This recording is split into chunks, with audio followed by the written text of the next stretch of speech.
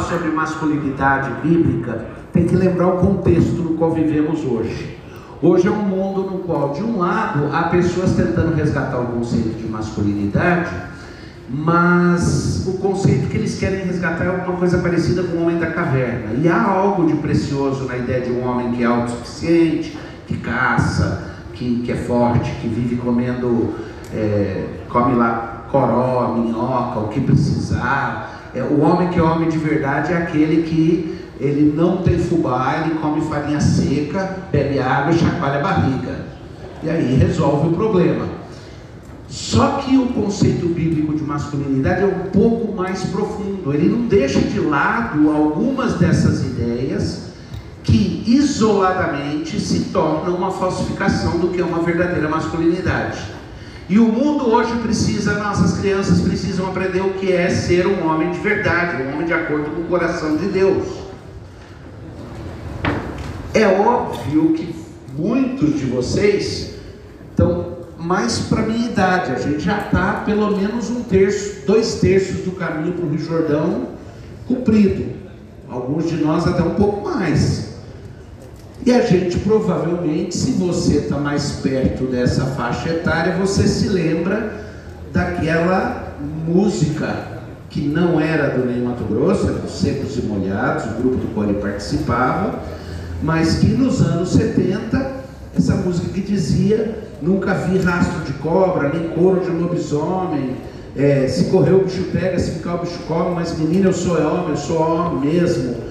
E aí ele dizia: quando eu estava para nascer, de vez em quando eu ouvia a mamãe dizer: ai meu Deus, como eu queria que esse cabra fosse homem, cabra macho para danar. Ah, mamãe, aqui estou eu sou homem com H. E a razão pela qual muita gente achava divertido aquilo é porque o grupo Secos e Molhados, eles estavam todos fantasiados, de uma roupa toda psicodélica e efeminada. E o homem que cantava isso era exatamente a antítese do que você diria que é um cabra macho para valer.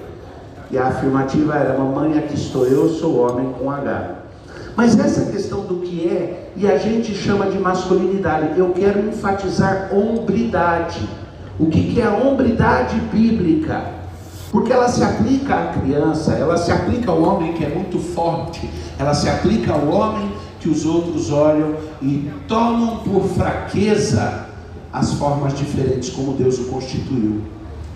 Mas a Bíblia nos ensina o que é sermos homens de verdade, homens fortes diante do Senhor. E o lugar mais óbvio para se começar é exatamente onde você tem uma discussão literal do que é ser homem. Nós lemos em 1 Reis 2, eu vou ler para vocês os versos de 1 a 12, o momento derradeiro de Davi. Davi está ali preparando para se despedir.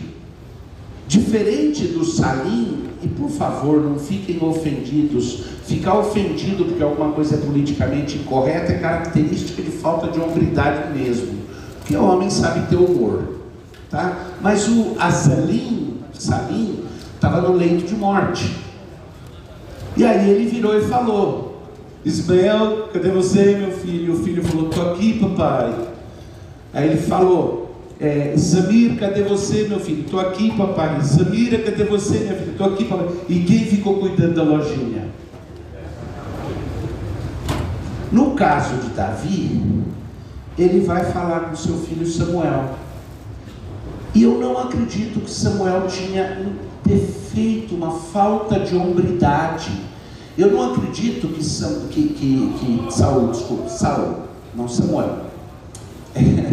Salomão, Saul também não.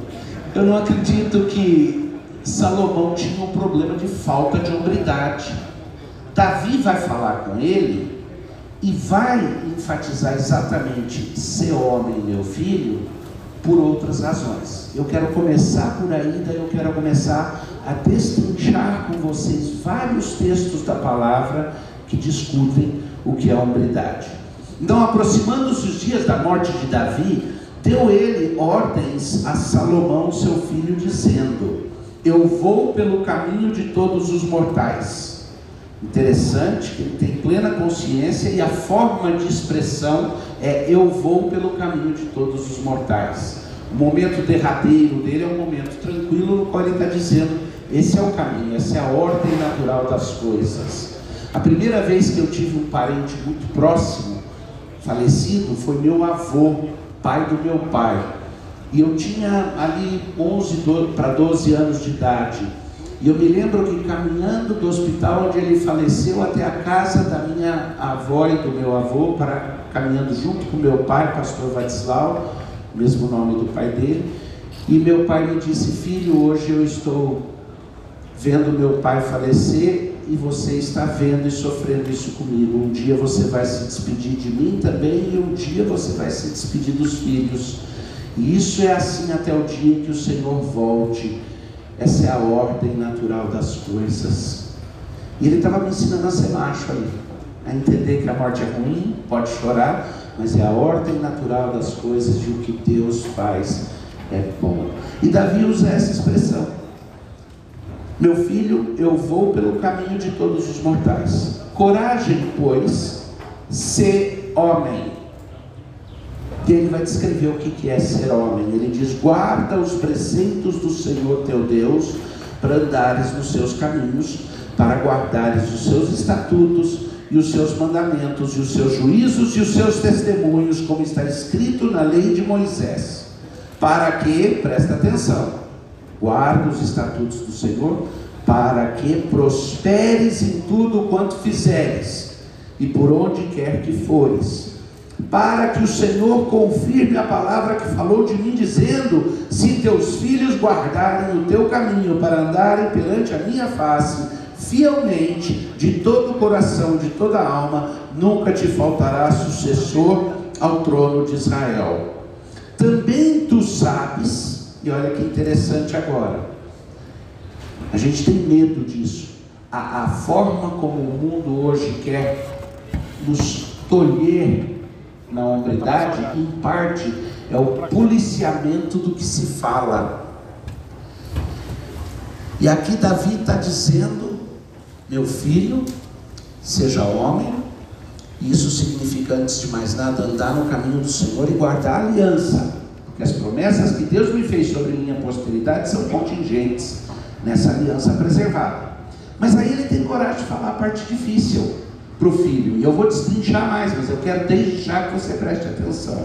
Ele vira e fala assim: também tu sabes o que me fez Joabe, filho de Jeruia, e o que fez aos dois comandantes do exército de Israel, a Abner, filho de Ner, e a Amasa, filho de Jeter, os quais matou, e em tempo de paz vingou o sangue derramado em guerra, manchando com ele o cinto que trazia nos lombos e a sandália nos pés. O normal seria dizer: para deixa disso, ô pastor, na hora da morte não é hora de falar de quem te fez mal. Mas Davi está dando instruções para o filho sobre a hombridade, e Salomão não é um filho qualquer, ele vai ser rei. Então Davi está preparando Salomão para isso. Então ele diz a parte mais importante: fidelidade ao Senhor. Mas o próximo passo é que ele tem a coragem de dizer: cuidado, porque esse homem aqui foi bandido. Ele derramou o sangue em vingança em tempo de paz. Ele sujou o seu uniforme militar israelita. Ele foi um homem errado. E aí ele diz: faze, pois, segundo a tua sabedoria, e não permitas que suas cãs desçam a sepultura em paz. Você não acha um pouco estranho que Davi está mandando o filho dele atentar para um cara safado e estar pronto para eliminá-lo do arraial? E que Davi não diz: vai e mata esse homem, mas ele diz: usa da sabedoria que Deus te deu e não deixe que ele vá para a sepultura em paz, porque ele blasfemou a nação de Israel ao derramar sangue inocente em tempo de paz. Interessante, vou discutir um pouco mais. Aí vem o contraponto. Aí Davi continua e diz assim: porém, com os filhos de Barzilai, o Gileadita, usarás de benevolência, e estarão entre os que comem a tua mesa, porque assim se houveram comigo, quando eu fugia por causa do teu irmão Absalão. Eis que também contigo está Simei, filho de Gerá, filho de Benjamim. Antes de entrar em Simei, ele diz: quanto a estes aqui, você vai usar de benevolência, como eu usei, de forma sábia, mas essas são pessoas que merecem a sua benevolência e o seu perdão. Aí ele diz: eis que contigo também está Simei, filho de Sera, filho de Benjamim de Baurim, que me maldisse com duras maldições no dia em que ia a Manaim. Porém ele saiu a encontrar-se comigo junto ao Jordão, e eu pelo Senhor lhe jurei, dizendo que não o mataria a espada.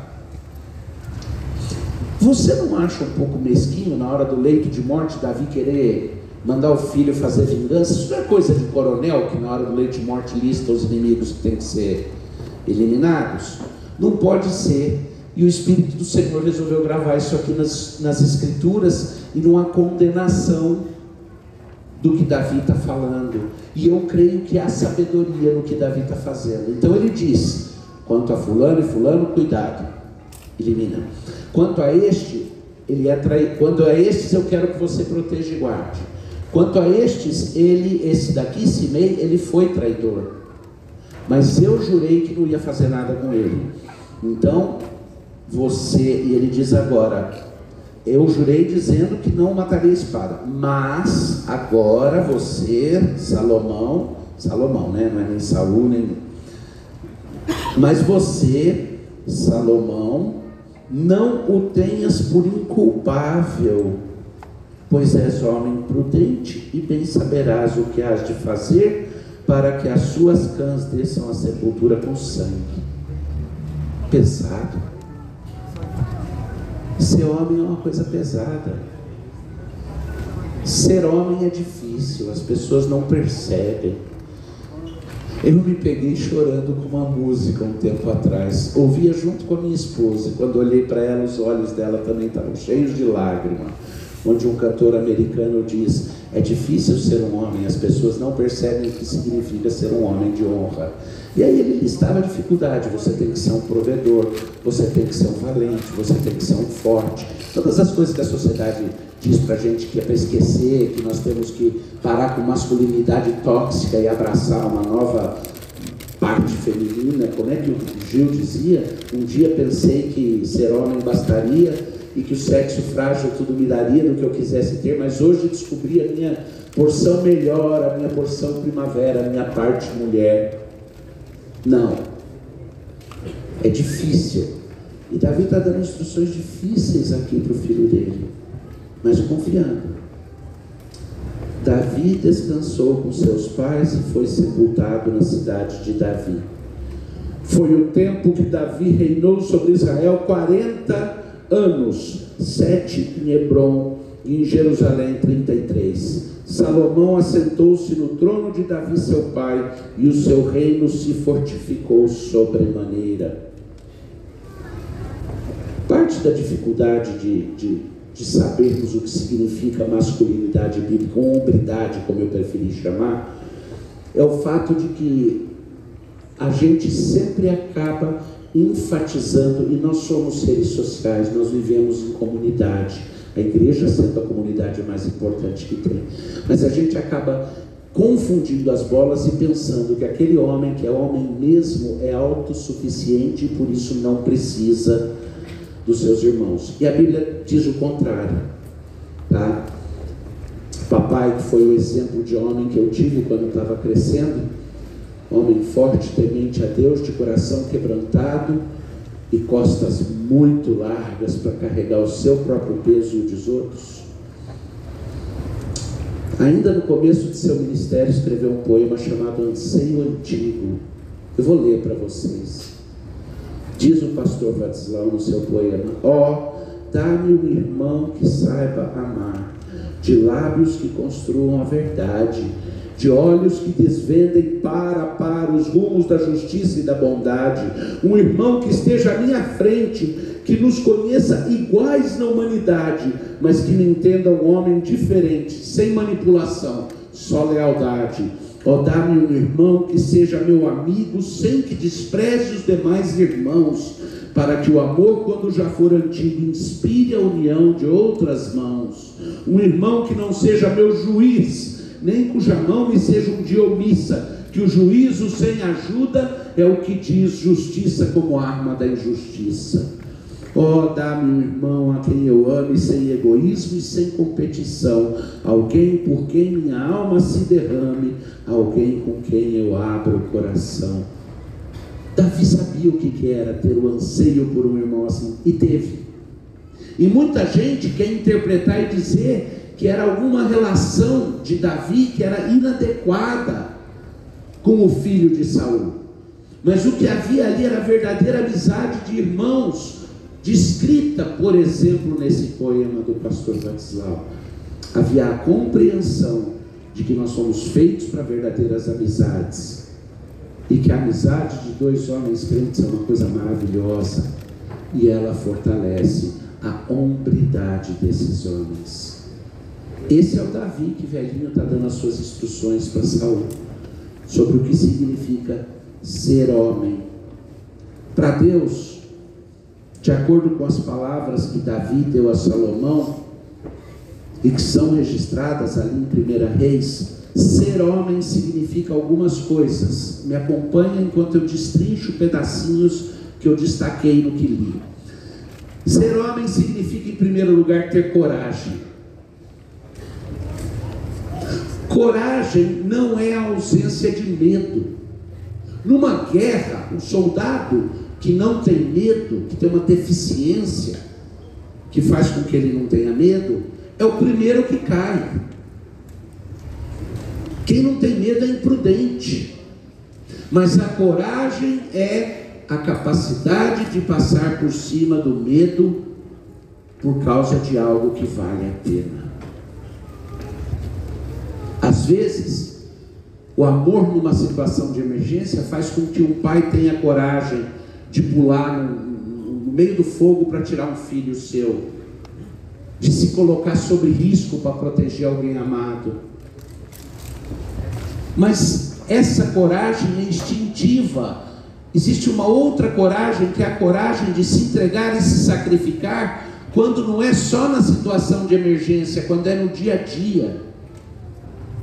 A coragem é a capacidade de vencer o medo e o desafio, motivado por um amor maior e mais profundo.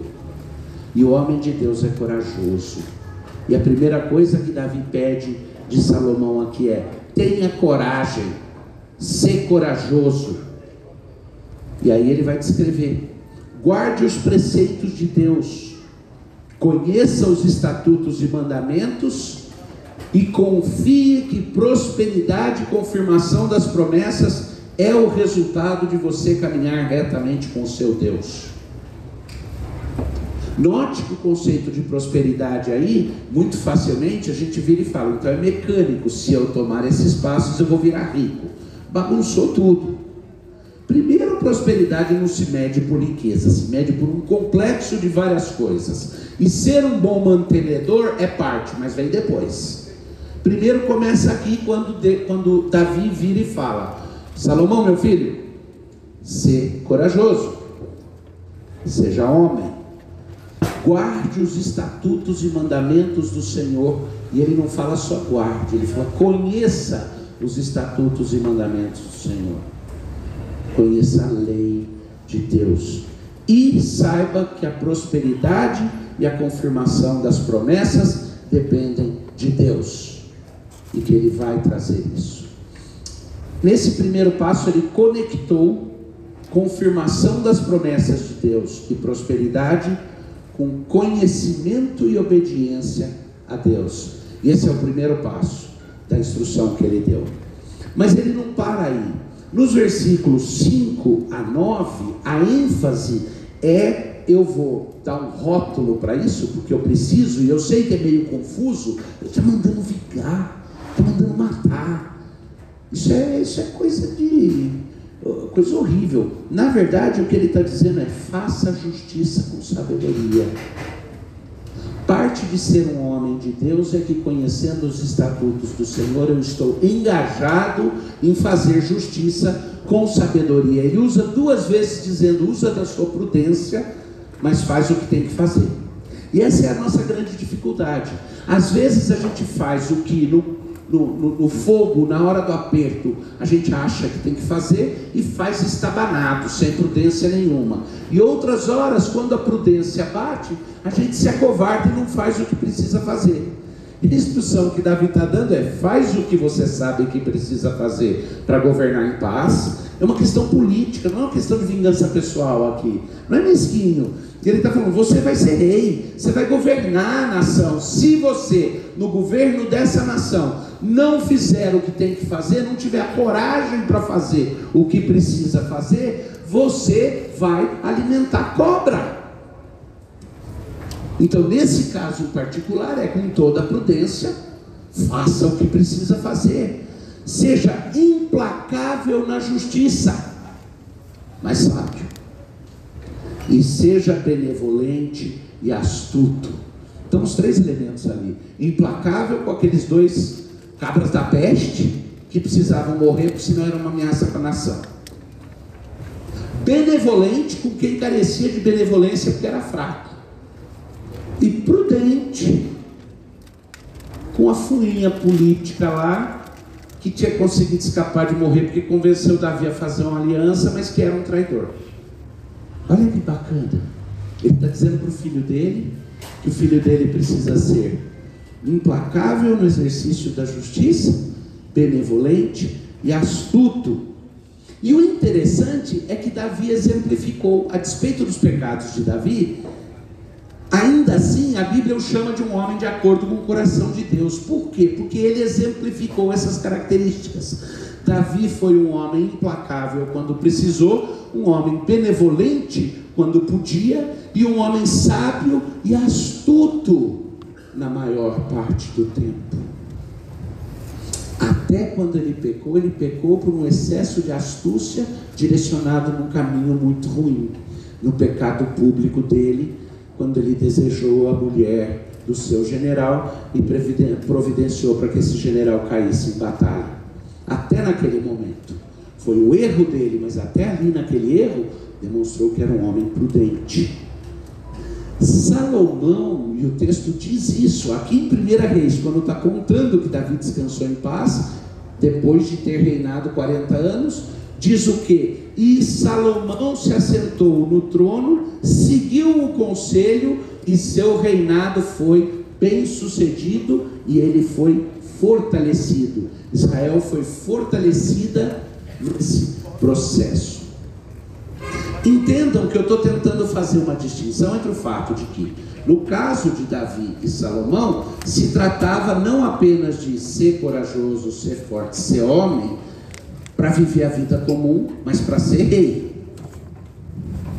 E o que significa a instrução é relativo ao chamado que alguém tem. A vocação de um rei guerreiro é distinta da vocação de alguém que está sendo chamado para fazer outra coisa, mas não totalmente distinta. Eu quero olhar para outras passagens bíblicas relevantes, e eu peço que, se você tiver a paciência, abra sua Bíblia nessas passagens, e quiçá marque, porque elas são cruciais. Essas são as passagens que eu selecionei, que eu creio que são mais importantes para nos dizer o que é ter a hombridade bíblica que Deus quer de nós. A primeira delas é 1 Coríntios, capítulo 16, versos 13 a 14. 1 Coríntios 16, 13 a 14. Sede vigilantes, permanecei firmes na fé, portai-vos varonilmente. Varonilmente aí é com hombridade. Fortalecei-vos, todos os vossos atos sejam feitos com amor. Quais são as instruções aí? Bom, de acordo com esses versos, um homem de Deus é alguém vigilante, atento, que presta atenção no que está acontecendo ao seu redor.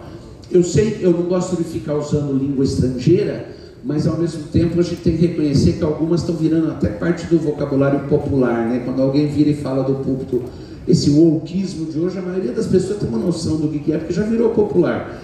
E uma delas, para qualquer um aqui que porventura seja policial, militar, ou tenha passado por essa experiência, é Situational Awareness, ou SIT, que a gente chama, que é a percepção da situação na qual você está, é a habilidade de perceber quando você está numa situação de perigo. É aquela coisa que você está andando na rua e você começa a sentir, está sendo observado, alguma coisa está te dando uma sensação de perigo, você percebe antes. Eu vou te dizer uma coisa, para você sentir um perigo iminente desse tipo, seu primeiro passo é confiar em você mesmo, no seu instinto. Deus te deu instintos. Você é guerreiro e foi feito para proteção. Quando você sentir, espera aí, alguma coisa na situação está estranha, você não pode pegar e ficar maluco, sair correndo, jogar as coisas para o alto. Que nem uma vez que o João Bobão, que era um senhor lá da igreja, já faleceu, então eu posso contar, que meu pai era pastor quando eu era criança, e ele era dessa altura, e só para vocês saberem, eu tenho 1,85, então quando eu falo dessa altura, eu estou falando que o cara tinha quase 2. E era assim, um bobão mesmo. Ele trabalhava de guarda num banco na pequena cidade de Jaú, no interior de São Paulo. Ficava lá, cacetete e arma na porta do banco. E uma vez chegou um senhor da igreja que era... o apelido dele era Penicilina, porque ele tinha se convertido depois de ser um alcoólatra por muito tempo. Ele era baixinho assim, tinha as pernas assim, bem, e usava um óculos de fundo de garrafa. E o Penicilina catava papelão na rua, mas era membro da igreja, crente, fiel. E ele estava passando, catando papelão lá na cidade de Jaú, na rua, e ele viu o Joãozão lá parado no banco com cacetete e coisa. Ele chegou na perna dele assim, é um assalto! Botou os dedos assim na perna e falou que era um assalto. E o João jogou o cacetete e a arma para o alto, saiu correndo na rua, socorro, socorro, assalto.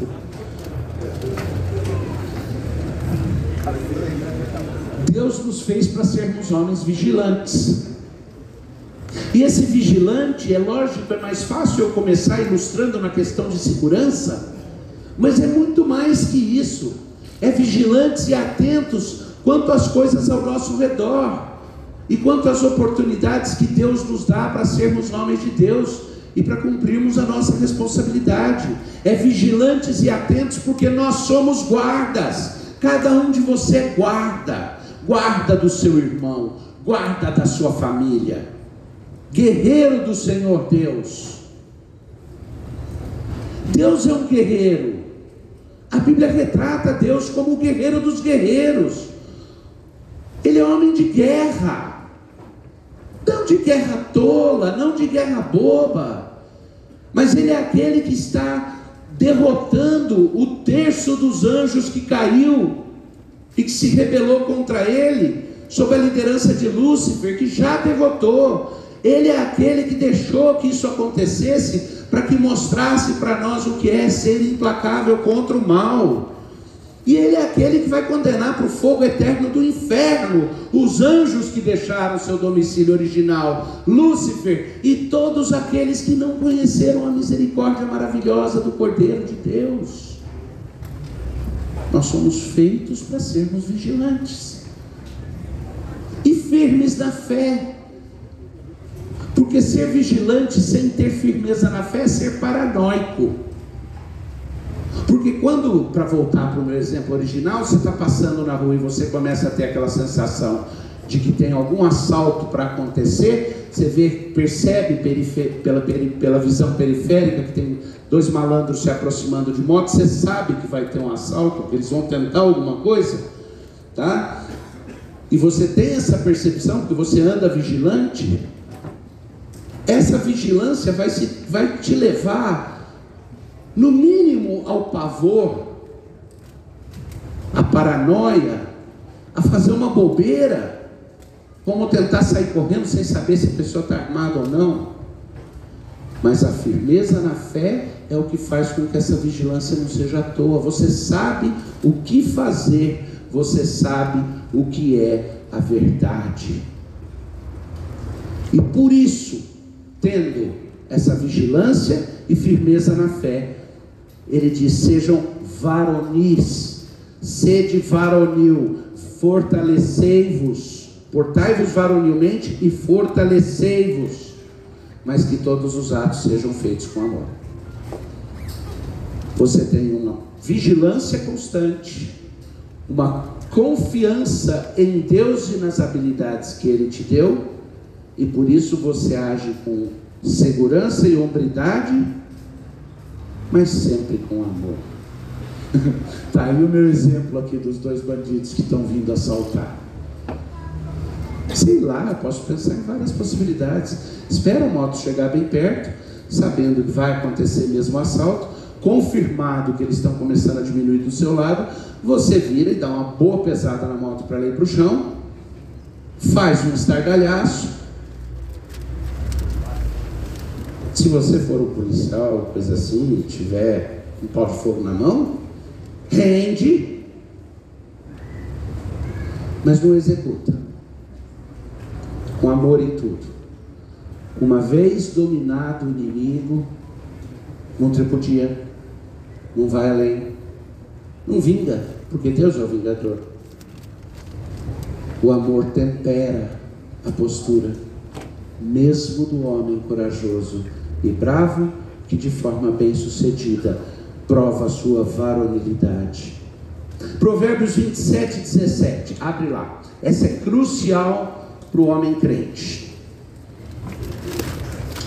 Provérbios 27, 17, bem simples. Como o ferro com ferro se afia, assim o homem ao seu amigo. O homem de Deus entende a importância de ser afiado pelos seus pares. Ele não age que nem lobo solitário. Isso não é ser homem, isso daí é ser tonto, tá? Mas ele entende que ele precisa de amigos verdadeiros. Lá do anseio antigo do pastor Vadislau, do poema, ele precisa de amigos verdadeiros que sejam como pedra que o afia. Como o ferro com o ferro se afia, assim o homem ao seu amigo. O que significa isso? Em primeiro lugar, ele se faz imputável, ele se faz responsabilizável. Tem uma palavra no inglês que é accountability, que ela quer dizer o seguinte: você presta contas, você é responsável de dar satisfações para alguém. O homem de Deus tem amigos aos quais ele se sente obrigado de dar satisfações. Ele se faz vulnerável diante deles, mas ele se faz também responsável por afiar os seus amigos. Ele paga o preço de dizer, ele sabe escutar quando precisa do confronto, e ele sabe confrontar quando precisa, em amor aos seus amigos, e ele não ressente as pessoas e as situações que Deus põe na sua vida, para que o atrito aprimore o seu caráter.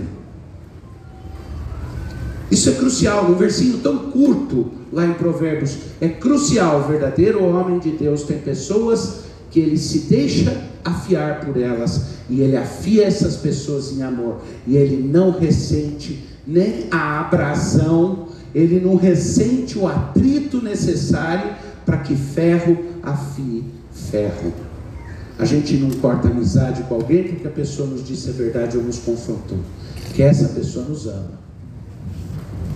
E isso é um homem de Deus, um homem que tem amigos aos quais ele deve satisfações e dos quais ele cobra também satisfações. Não existe outra forma de hombridade para um homem de Deus. Outro versículo importante, 1 Timóteo, capítulo 5, versículo 8.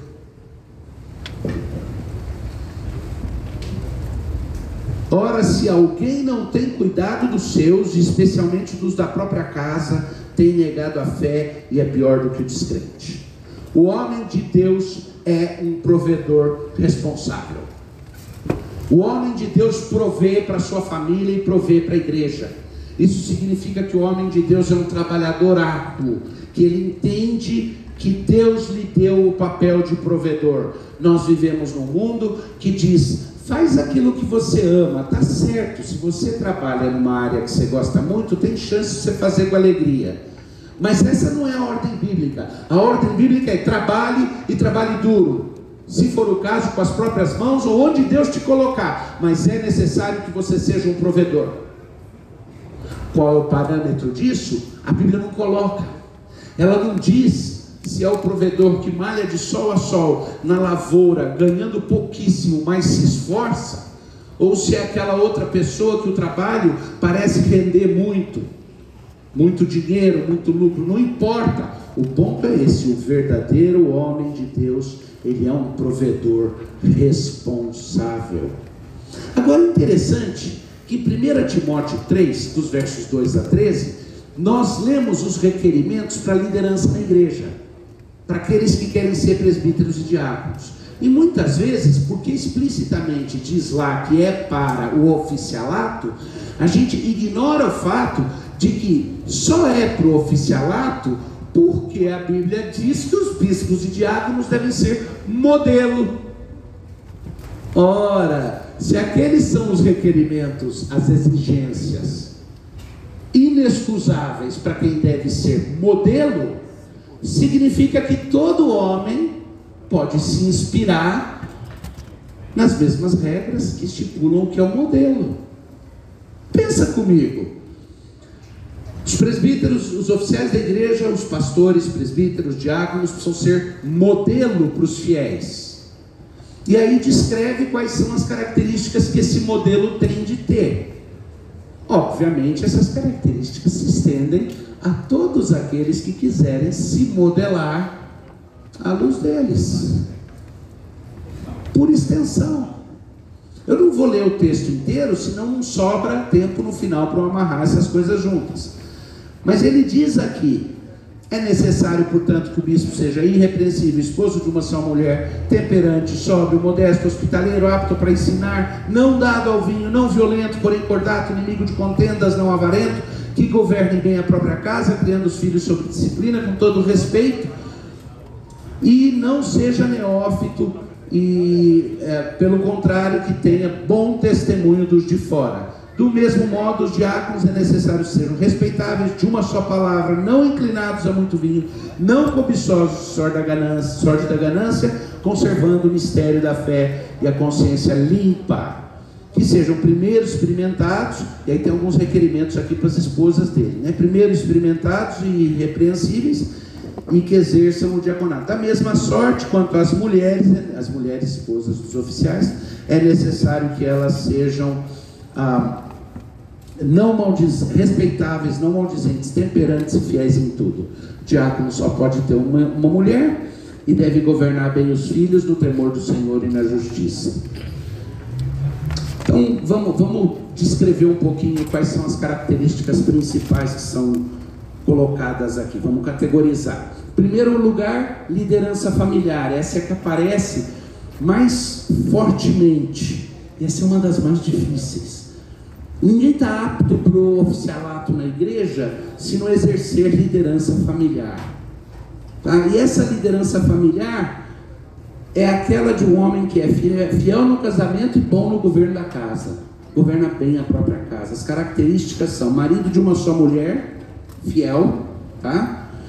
Que ele governe bem a própria casa, liderando a família com sabedoria, que ele mantenha seus filhos em sujeição, ele cria os filhos com disciplina e respeito. Até onde vai isso daí? Quando que desqualifica? Meus filhos são crescidos, moram fora de casa já há muito tempo. Se eles deixarem a igreja, eu me desqualifico para o ministério? Isso enquanto eles estiverem sob o meu governo. Já são casados, têm seus próprios lares, eu tenho uma relação. Mas ao mesmo tempo, o fato de que eu os criei no temor do Senhor, quando eles caminharem com Deus de forma fiel, isso endossa a educação que receberam da mãe e de mim.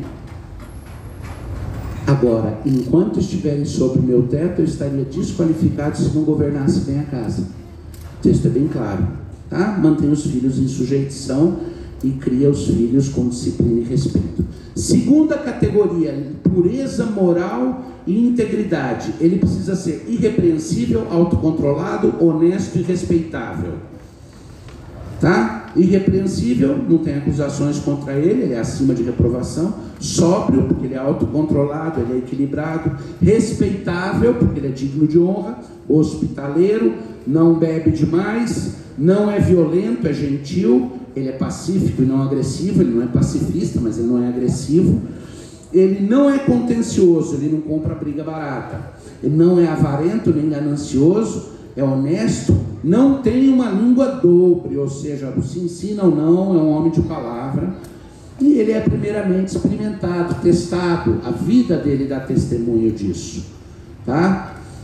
Em terceiro lugar, ele tem maturidade espiritual, ele é firme na fé, ele é apto para ensinar, preparado para ensinar, não é neófito, ele conserva o mistério da fé com uma consciência pura, e ele tem uma reputação pública ilibada, ele é respeitado dentro e fora da igreja, ele tem bom testemunho dos de fora, ele é reconhecido como alguém que governa bem a própria família, e ele tem uma esposa virtuosa, ele tem uma esposa com as seguintes características: honesta, não caluniadora, não faz fofoca, sóbria e fiel.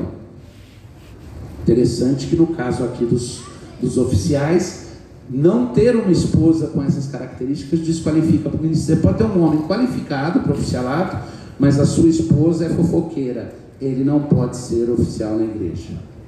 A gente não para pensar que é meio óbvio, que é meio, o que eu estou dando para vocês aqui é literal, está no texto. Aí você vai encontrar em Efésios, no capítulo 5, falando sobre o amor sacrificial de um marido para com a sua esposa, como Cristo que se entregou para a igreja e se deu por ela. Outra passagem, anota, eu estou correndo e não vou ler todas elas, senão não consigo fechar, é Miqueias capítulo 6, versículo 8. Ele te declarou, ó homem, o que é bom e o que o Senhor pede de ti, que pratiques a justiça, ames a misericórdia e andes humildemente com o teu Deus. Um verdadeiro homem, de acordo com Miqueias, é um homem comprometido com a prática da justiça, ativamente. É um homem que ama a misericórdia e é um homem que anda humildemente diante de Deus. Eu vou ler, só como listagem, um resumo de todas as características que eu coletei nessas partes e fui compartilhando com vocês.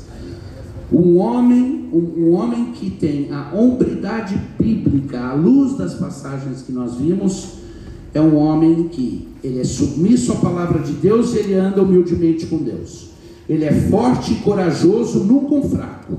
Ele demonstra um amor sacrificial e ele exerce misericórdia. Ele exerce e busca justiça. Ele controla seus impulsos e ele é um homem disciplinado. Ele lidera em serviço, ele é um servo líder. Ele é protetor da família e dos necessitados. Ele governa a família sobre o Senhor com firmeza e gentileza. Ele é provedor. 10º, ele é firme e robusto na defesa da verdade e dos valores bíblicos em um mundo que rejeita os valores bíblicos. 11, ele se parece com Cristo e debaixo de Cristo ele exerce os papéis. Vocês lembram quais são os papéis que Cristo exerce? Calvino destaca muito nisso. Cristo exerce os papéis de profeta, sacerdote e rei. Como profeta ele manifesta o controle de Deus, como rei a autoridade de um Deus, e como sacerdote a presença de um Deus. Nós fomos chamados para debaixo de Cristo sermos homens que manifestam o controle, a autoridade e a presença de Deus. E para que manifestemos o controle, a autoridade e a presença de Deus, Ele nos deu autoridade delegada, Ele nos deu domínio sobre a criação, sobre as coisas que nós governamos, e Ele nos deu a capacidade de sermos sacerdotes, manifestando a presença graciosa dEle no meio do seu povo. Como que a gente desenvolve isso? Como que a gente chega lá? Porque eu não queria parar descrevendo. Na verdade, eu devia gastar mais tempo falando como do que o resto. Mas o como vai ser meio óbvio para vocês. Eu vou usar aqui um esquema interessante. Scott Roberts sugere como se fosse assim uma planta, um plano, um blueprint, sabe? Uma planta de engenharia para como desenvolver, como trabalhar para desenvolver essa hombridade bíblica para você na sua vida. São 6 passos mais ou menos simples, mas que custam tudo, custam a vida inteira. Em primeiro lugar, procure se tornar alguém que é vigilante, constante, forte e corajoso. Não só fisicamente, mas não despreze o físico, não, também não é irrelevante, mas não é o mais importante, né? Paulo, que era atleta, lutava boxe e era corredor, porque ele fala que ele não dava socos no ar, ele dava socos para pegar, e que ele corria como quem queria ganhar a coroa. Ele dizia: o exercício físico tem algum valor, mas não é a coisa mais importante. Mas procure ser alguém que é vigilante, constante, forte e corajoso, não só fisicamente, mas espiritualmente. Sua hombridade nunca deve ser violência ou arrogância, e sim uma varonilidade e virilidade, guiadas sempre pelo amor e temperadas pela compaixão. Segundo lugar, inspirado no exemplo do amor sacrificial de Jesus, o modelo perfeito de varonilidade, exerça de forma concreta o amor sacrificial em relação à sua esposa e de forma estendida a todos aqueles que estiverem sob o seu círculo de influência. Ofereça-se por aqueles que são liderados por você. Isso é parte do que significa ser um homem de Deus, e vai te ajudar a amadurecer mais e mais e ser cada vez mais cheio da hombridade bíblica, tá? Terceiro lugar, nesse processo, nunca se isole.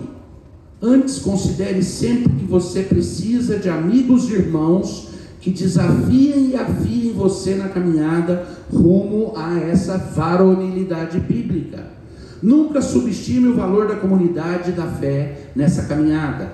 Você deve ter grupos de amigos, círculos concêntricos. Tem um grupo maior, os amigos que jogam futebol, se encontram na igreja, fazem estudo bíblico. Tem que ter círculos menores, de amigos mais próximos, que um ajuda o outro a pensar na vida. E tem que ter um grupo íntimo de 2, 3, 4 amigos que se cobram, que conhecem os segredos, que se consideram devedores um ao outro, prestam contas. Porque nós precisamos disso, e a sombridade é mantida quando temos essa comunidade. Quarto lugar, nunca esqueça de que ser um homem de acordo com o coração de Deus implica num compromisso profundo com a verdade. Seja comprometido com a verdade, conte o fato como ele é, não exagera, porque exagero é mentira. Não mitiga, porque também é mentira. Conte as coisas como elas são. Fale a verdade, tenha um compromisso com a verdade, com a justiça, com o exercício da misericórdia. Seja compromissado com a aplicação dos valores do reino no mundo que é totalmente antagônico a esses valores, tá? Num sentido é mais difícil, porque esse mundo é inimigo dos valores do reino, mas no outro é mais fácil. Exatamente porque o mundo é inimigo, é mais fácil como homem declarar: eu estou na contramão. Mas seja comprometido com os valores do reino de Deus, e isso vai te ajudar a desenvolver essas características.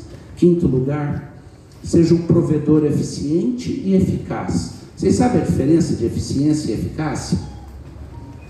Tá? Eficiência é porque faz direito, eficácia é porque consegue produzir, tá? Seja um provedor eficiente e eficaz, de acordo com a graça recebida de Deus, com os dons e talentos e oportunidades que Ele te deu.